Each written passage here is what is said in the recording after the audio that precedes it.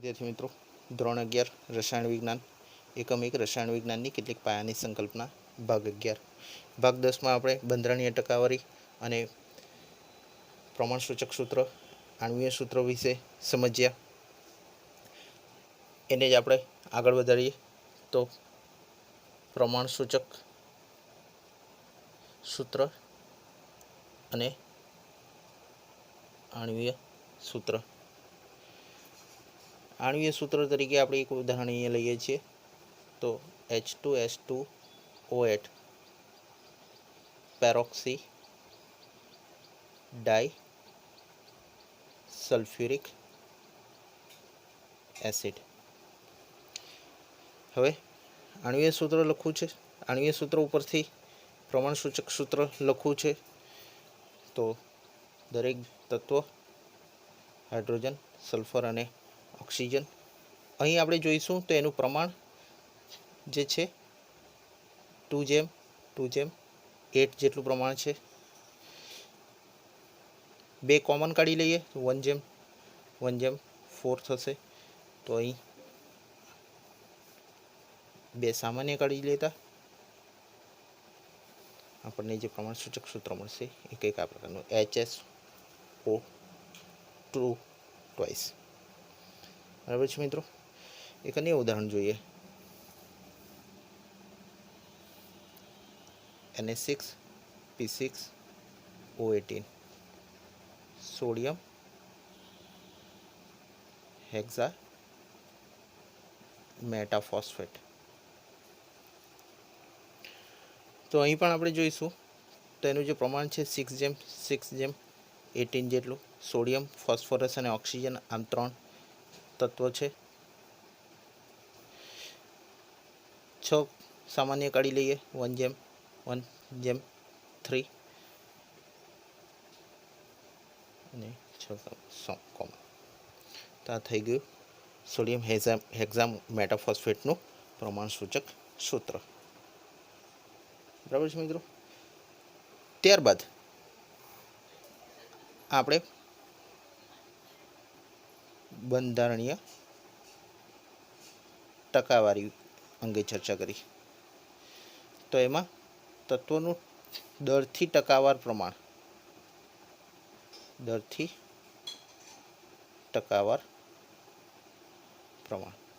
જેમાં આપણે જોયું તો કે સંયોજનમાં તત્વોનું દળ ગુણ્યા 100 ના છેદમાં સંયોજનનું મોલર દળ. બરાબર છે. અહીંયા સંયોજનમાં જે તે તત્વનું દળ. બરાબર. એના ઉપરથી આપણે અલગ અલગ ઉદાહરણોની ચર્ચા કરવાની છે. કેટલાક ઉદાહરણો આપણે જોયા છે, એનાથી થોડા ડિફરન્ટ ટાઈપના એક્ઝામ્પલ્સ જોઈએ છે અહીંયા. તો મિત્રો અહીંયા જોઈએ એક ઉદાહરણ. MO3 પ્રકારના ઓક્સાઇડમાં M તત્વનું દળથી ટકાવાર પ્રમાણ 40 છે. તો M તત્વનું પરમાણ્વીય દળ ગણો અને આણ્વીય સૂત્ર લખો.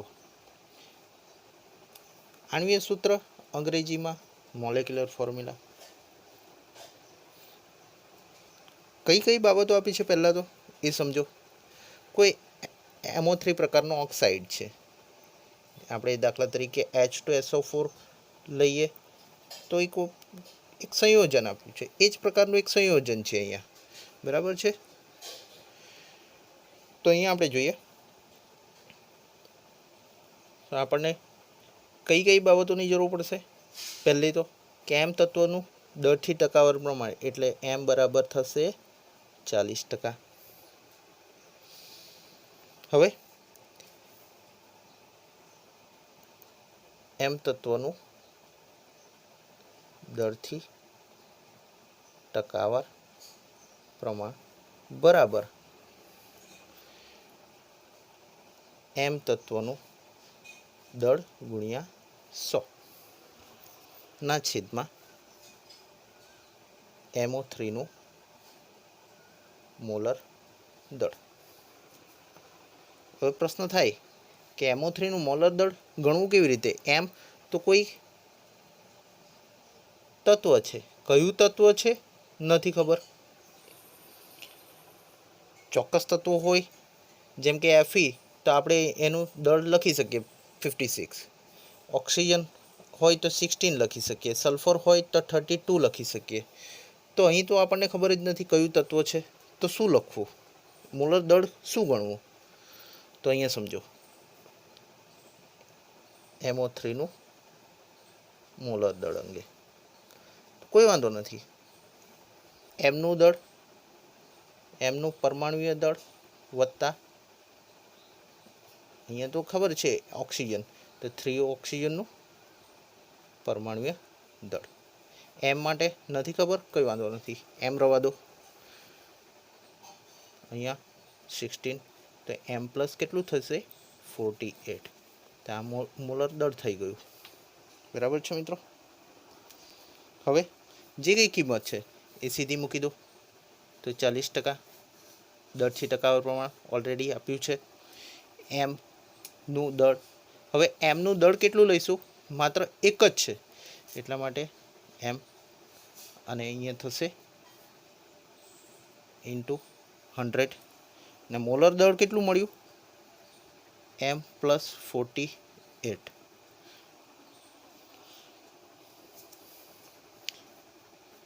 ક્રોસ ગુણાકાર કરીશું માટે 40 into m plus 48 equal to 100 M. Therefore 40 m plus આનો ગુણાકાર કરીશું, 40 ઇન્ટુ 48 1920, અને આ થશે 100 એમ. Therefore 1920 equal to 100 M minus 40 M. Therefore 1920 equal to માંથી બાદબાકી થઈ જશે 60 એમ. ધેરફોર એમ બરાબર 1920 ડિવાઇડેડ બાય 60. ધેરફોર એમ બરાબર થશે, તો આ કેન્સલ આઉટ થઈ જશે અહીંથી, અને 6 તારીખ 18 અને 2 એટલે કેટલા થશે? તો કે 32. એટલે પરમાણુય દળ આપણને કે એમ માટેનું પરમાણુય દળ કેટલું મળી ગયું? 32. તો 32 પરમાણુય દળ હોય એવું તત્વ કયું? અહીં પરમાણુય દળ આપણને કેટલું મળ્યું? 32. કોના માટે? એમ માટે. કોણ હોઈ શકે? તો કે સલ્ફર તત્વ. બરાબર છે. માટે હવે આપણે ચોક્કસપણે કહી શકીએ કે એમની જગ્યાએ આપણે અહીંયા SO3 મૂકી શકીએ. શું મૂકી શકીએ? SO3. એટલે આ થઈ જશે આપણું આણ્વીય સૂત્ર. આ આપણો પહેલો જવાબ કયો? તો કે પરમાણુય દળ માટે એમ તત્વનું પરમાણુય દળ 32 ગ્રામ. અને જે ફોર્મ્યુલા છે મોલેક્યુલર ફોર્મ્યુલા એ કેટલી થશે? SO3. એને આપણે વાંચીશું સલ્ફર ટ્રાયોક્સાઇડ.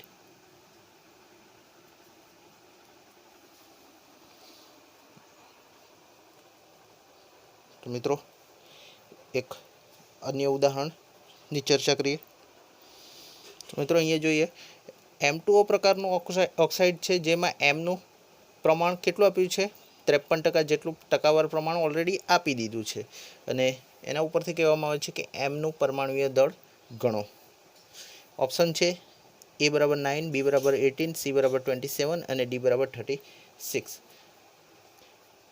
જે ડેટા આપ્યા છે એને પહેલાં લખી દો. આપણી પાસે M2O3 પ્રકારનું સંયોજન છે, તો એનું મોલર દળ ગણીશું. કારણ કે પરમાણુય દળ ગણવું છે, ટકાવાર પ્રમાણ આપ્યું છે અહીંયા. કેવી રીતે શોધી શકાય? તો ટકાવારી દળથી ટકાવારી પ્રમાણે શોધી શકીશું. તો અહીં થશે ટ્વાઇસ એમનું પરમાણુય દળ વત્તા 3 ઓફ ઓક્સિજનનું પરમાણુય દળ ટ્વાઇસ એમ તો ખબર જ નથી, ક્વેશ્ચન માર્ક, તો ટ્વાઇસ એમ લખી શકાય. અને ઓક્સિજન માટે 16 અહીં થશે ટ્વાઇસ એમ પ્લસ 48 મોલર દળ. બરાબર છે મિત્રો.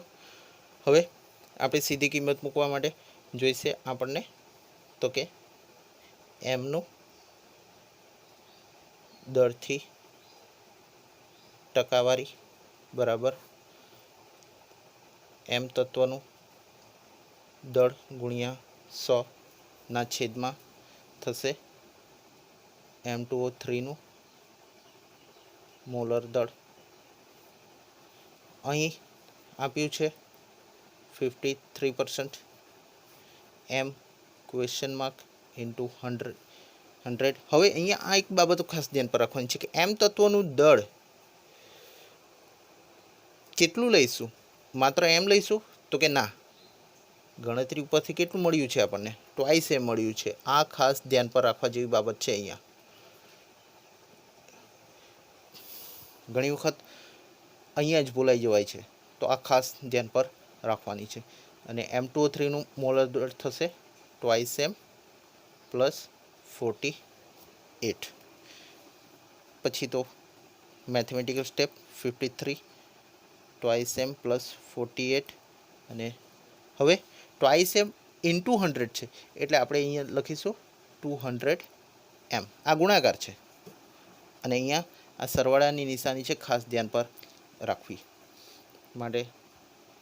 અહીં 106 એમ અને આનો ગુણાકાર થશે તો 2544 અને 200 એમ. ત્યારબાદ therefore 2544 equal to 200 m minus તરફ જશે તો 106 એમ.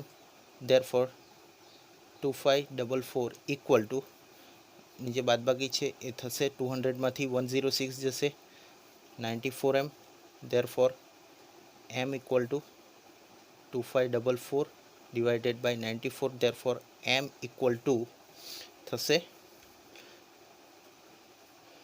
લગભગ આવશે 27.06. તો એના માટે આપણો જે જવાબ છે એ કંઈક આ રહેશે. બરાબર છે મિત્રો. તો આવું જ એક ઉદાહરણ,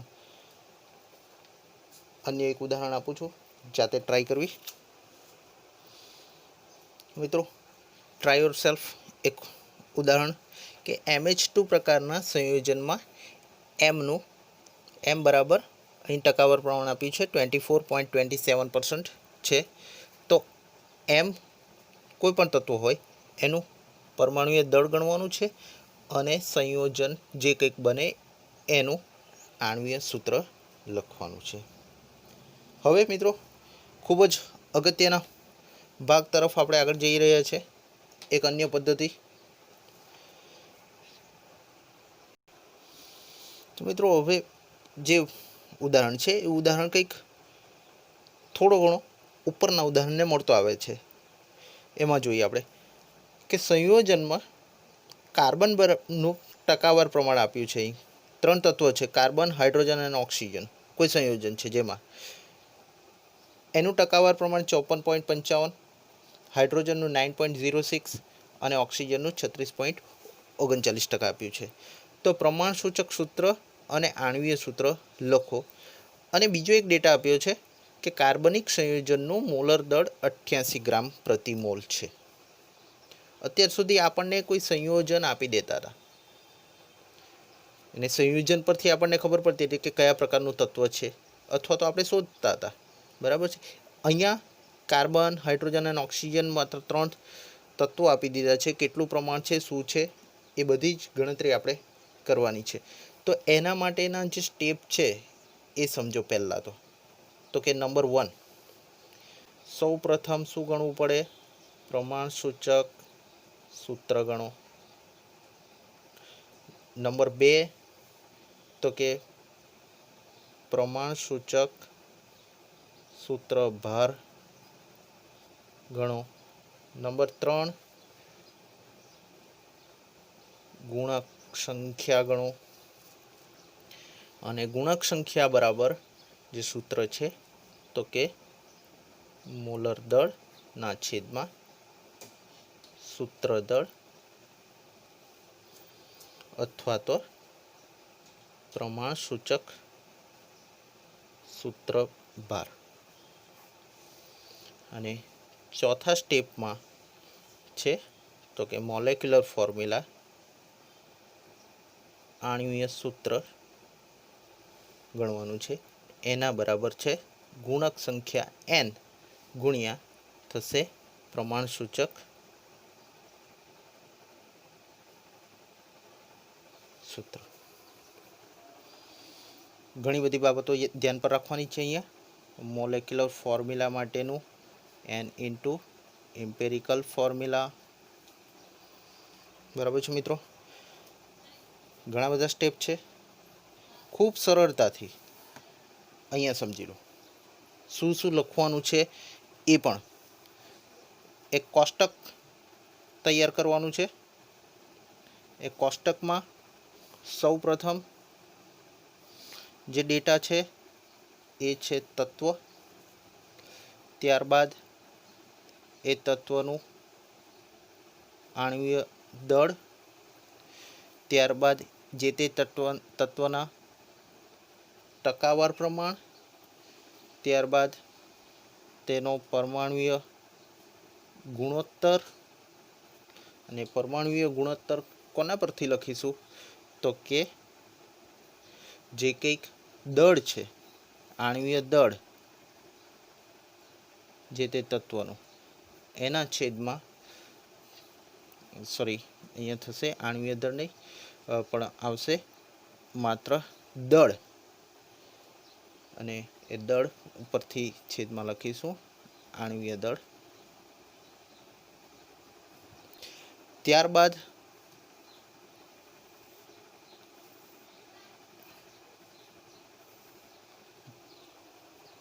લખીશું આપણે તો કે સાદો ગુણોત્તર.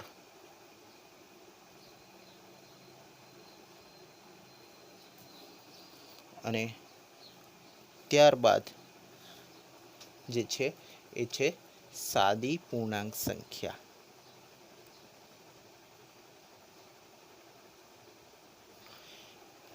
અને ત્યારબાદ અહીંયા જઈશું આપણે.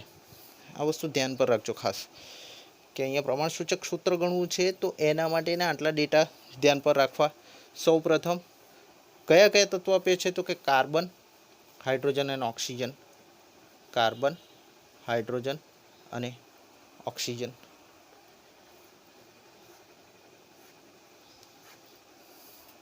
કાર્બનનું આણ્વીય દળ 12, હાઇડ્રોજન માટે 1 અને ઓક્સિજન માટે 16.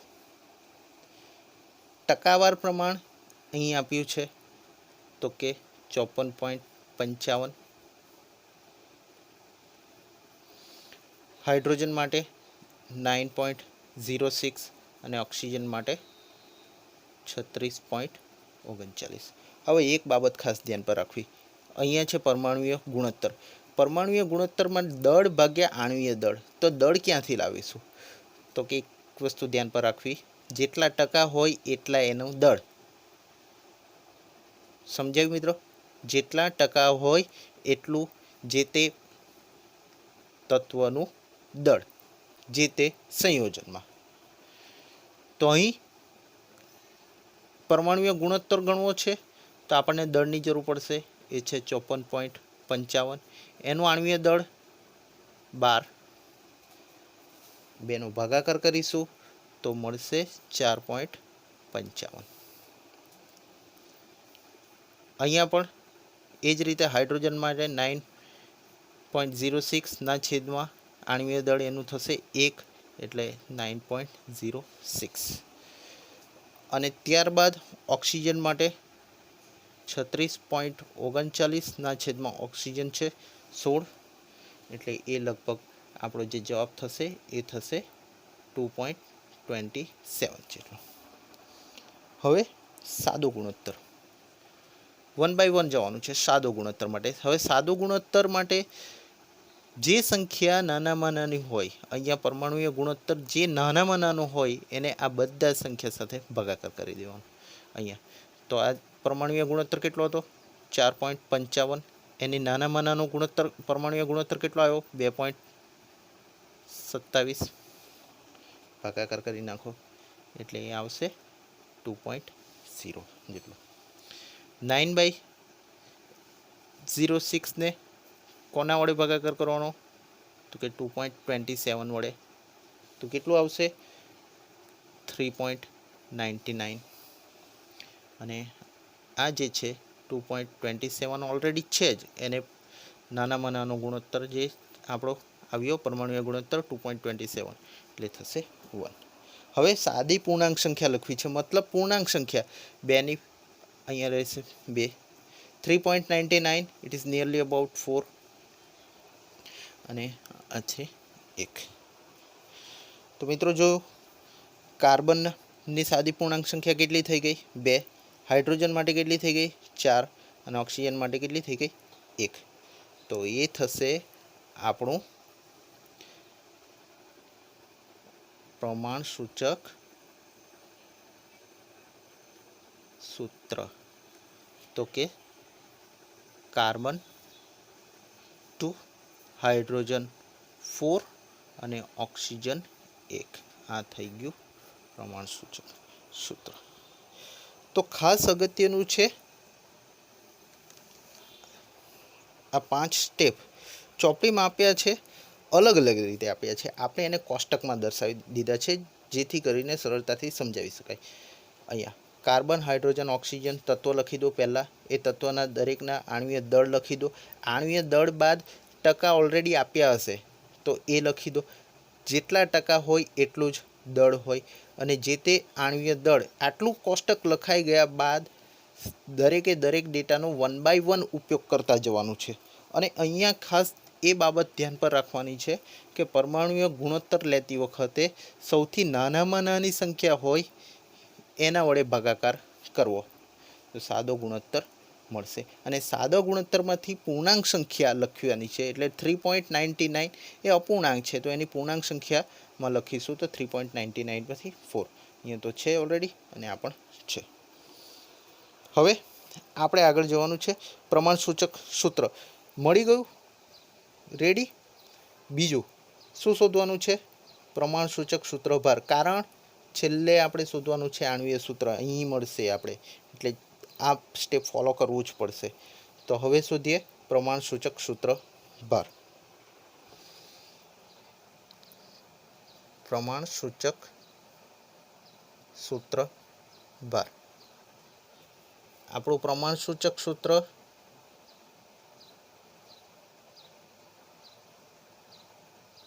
એ શું આવ્યું? તો C2H4O.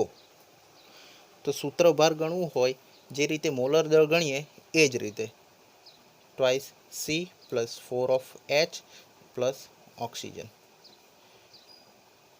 કાર્બન માટે 12, 4 ઓફ હાઇડ્રોજન 1 અને 16. 12 તો 24, 4 અને 16. તો એ થશે 44.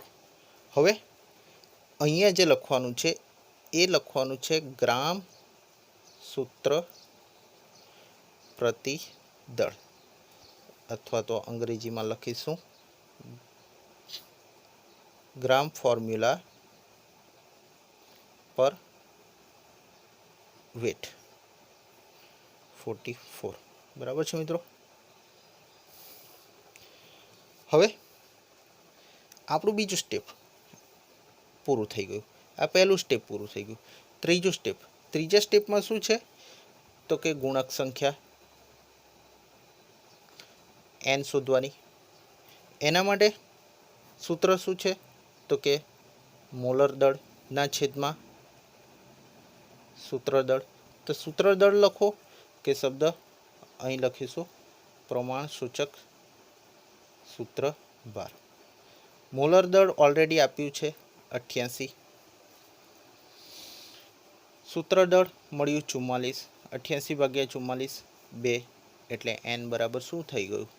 2. હવે ત્રીજું સ્ટેપ પણ પૂરું થઈ ગયું.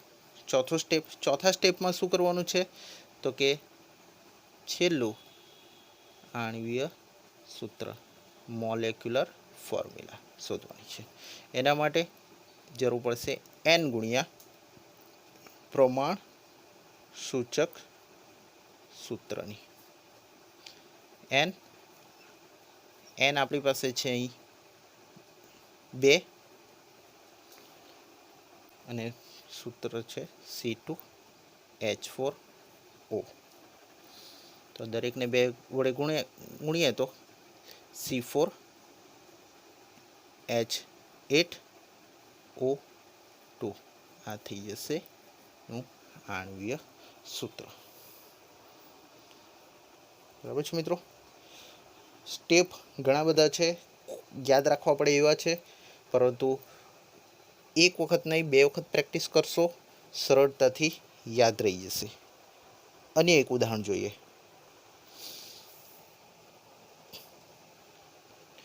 તો કે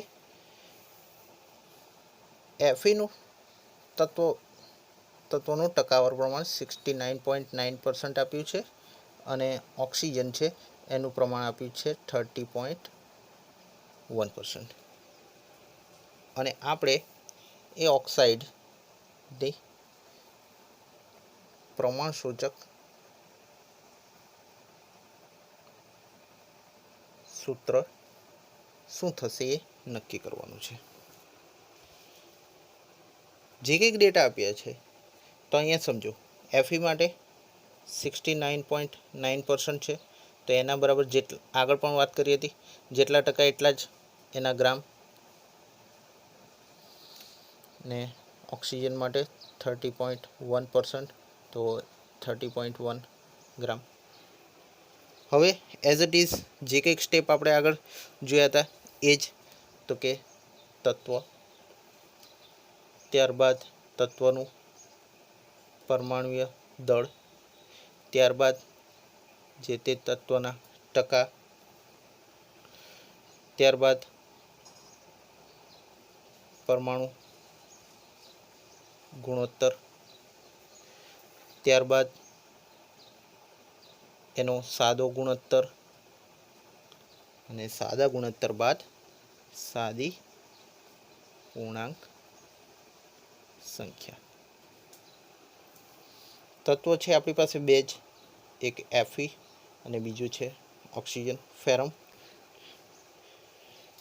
પરમાણુય દળ Fe માટે 56 અને ઓક્સિજન માટે 16% આપ્યા છે, 69.9 અને 30.1.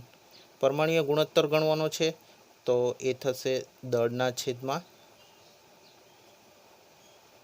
આણ્વીય દળ, મતલબ આ બેનો ભાગાકાર 69.9 ડિવાઇડેડ બાય 56 અને એ થશે 1.24 અને 30.1 ડિવાઇડેડ બાય 16 એ થશે 1.88.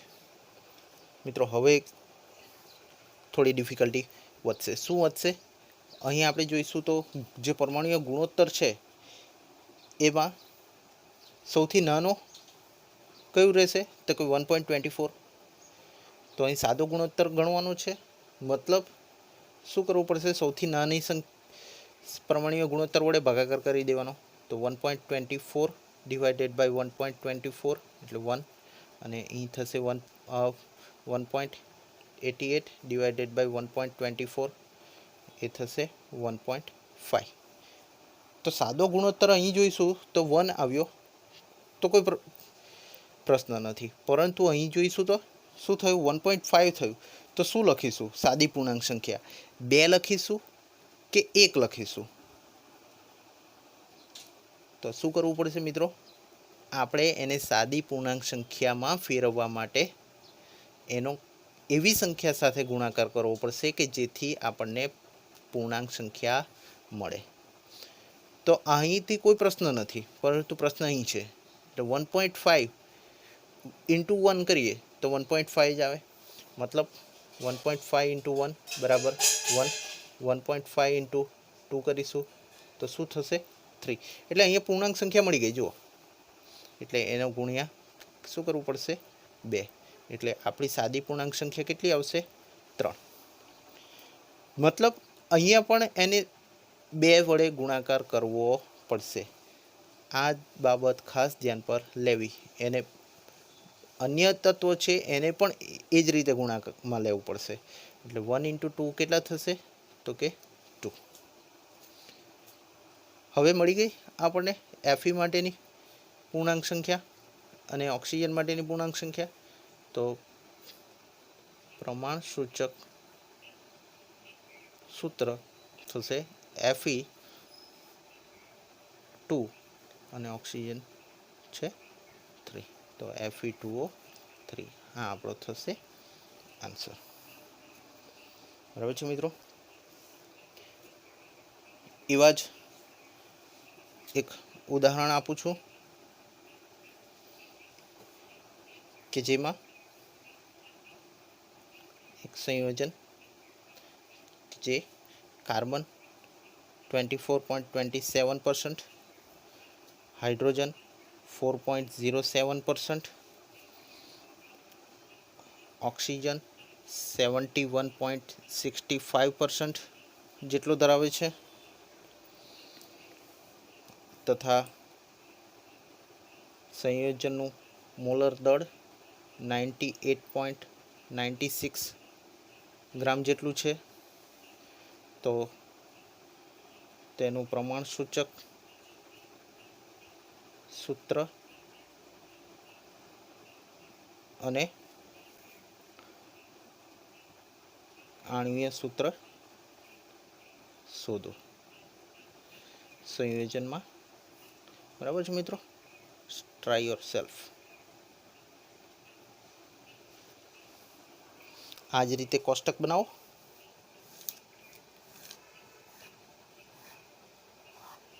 અને ત્યારબાદ જેટલી બાબતો માંગી હોય એટલી લખો। અહીં માત્ર પ્રમાણસૂચક સૂત્રની પૂછ્યું છે એટલા માટે અહીં ગણતરી કરી દઈશું।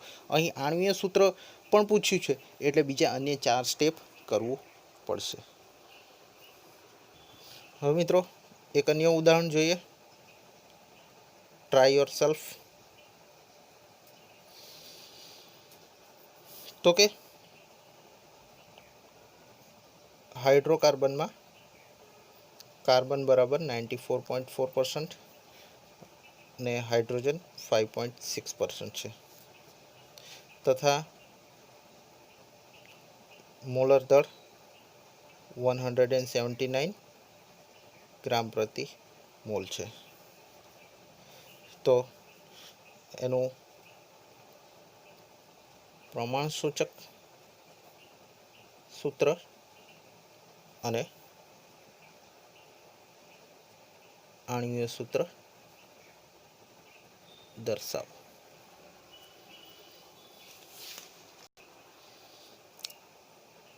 એક અન્ય ઉદાહરણ કે જેમાં સંયોજનનું પ્રમાણસૂચક સૂત્ર અને આણ્વીય દળ CH2O અને 180 અહીં અનુક્રમે શબ્દ લખવો જરૂરી। અનુક્રમે CH2O અને 180 છે। તો સંયોજનનું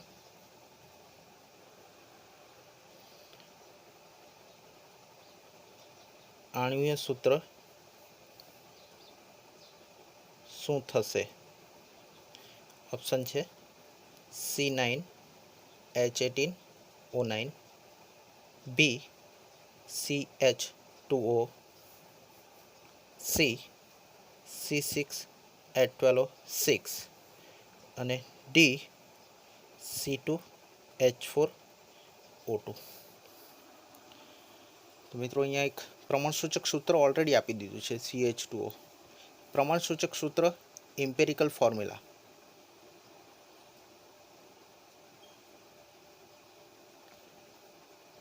કેટલી છે CH2O. આણ્વીય દળ આપેલું છે, મતલબ શું આપ્યું છે મોલ, અહીંયા મોલર દળ mm કેટલું આપ્યું છે તો 180. શું ગણવાનું છે આણ્વીય સૂત્ર. હવે આણ્વીય સૂત્ર molecular formula MF question mark. તો શું બધા સ્ટેપ ગણીશું તો કે ના, આટલા જે ડેટા છે એનો જ ઉપયોગ કરીએ. આપણી પાસે જે સૂત્ર છે એને ધ્યાન પર રાખો અહીં. તો કે પ્રમાણસૂચક સૂત્ર ઇમ્પેરિકલ ફોર્મ્યુલા